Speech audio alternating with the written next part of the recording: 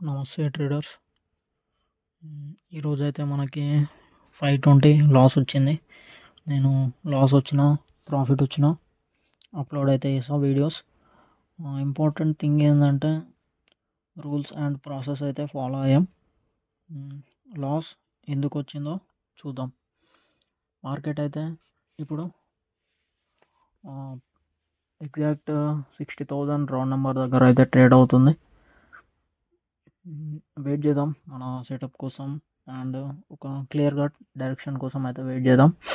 ఇప్పుడు exact CPR దగ్గర అవుతుంది అండ్ గ్రీన్ కలర్ లైన్స్ ఉన్నాయి కదా, అవి 195 క్యాండిల్స్ లెవెల్స్ అనమాట. 2 క్యాండిల్స్వి ఆ లెవెల్స్ కిందికి వస్తే మనము డౌన్ సైడ్ అయితే ట్రేడ్ ప్లాన్ చేయొచ్చు అండ్ సిపిఆర్ డైరెక్షన్ ఇట్లా కన్ఫర్మ్ అయితే ప్లాన్ అయితే చేయొచ్చు.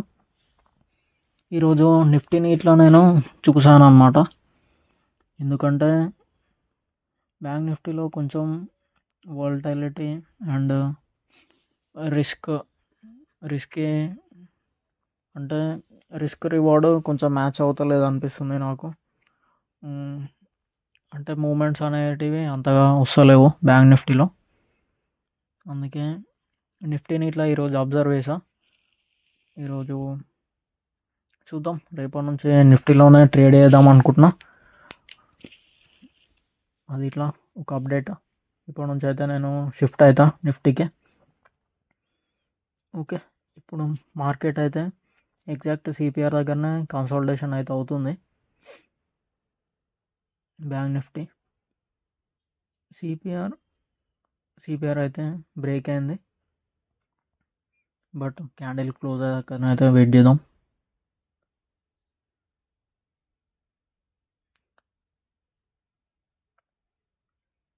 ఇక్కడ అగైన్ బాటమ్ సిపిఆర్ ఉంది కదా,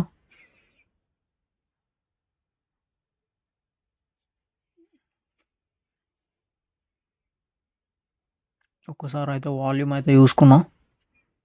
వాల్యూమ్ ఇట్లా పుట్ సైడ్ మంచిగానే ఉంది. ఇప్పుడైతే ట్రేడ్ అయితే ప్లాన్ చేస్తా పుట్ సైడే ప్లాన్ చేద్దాం అనుకున్నా, బట్ క్యాండిల్ అగైన్ రివర్సల్ అయితే అయింది.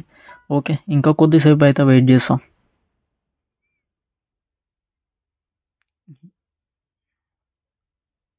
ఈ చిన్న పుల్ బ్యాక్ ఇప్పుడు మార్కెట్స్ అని చూడండి ఫ్రెండ్స్, ఈ చిన్న పుల్ బ్యాక్ బ్రేక్ అయితే ట్రేడ్ ప్లాన్ చేస్తా.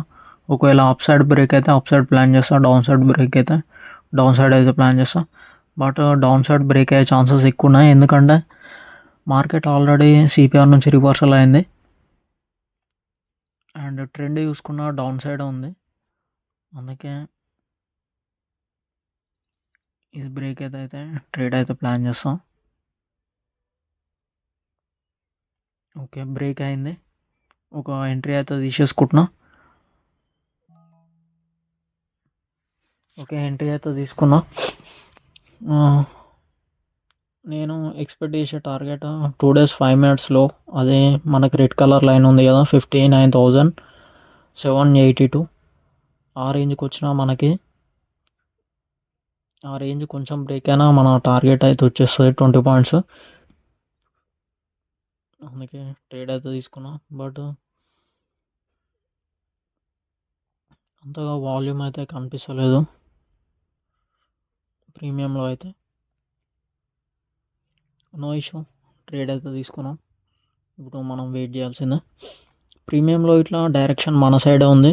ఈఎంఐ అండ్ వీవ్యాప్ చూసుకోవచ్చు, వాటిపైన ట్రేడ్ అయితే అవుతుంది. Okay, 100 profit.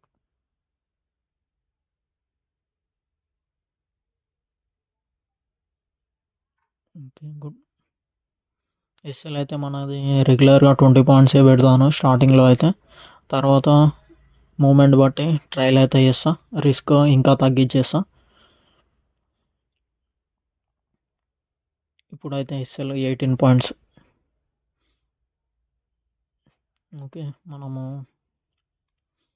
అనుకున్నట్టయితే వెళ్ళలేదు. మార్కెట్ డైరెక్షన్ మన సైడే ఉంది, కాకపోతే వాల్యూమ్ అస్సలు లేదు. బ్యాంక్ నిఫ్టీలో చూసుకోవచ్చు, ప్రతి క్యాండిల్ ఎలాంటి వాల్యూమ్ లేదు.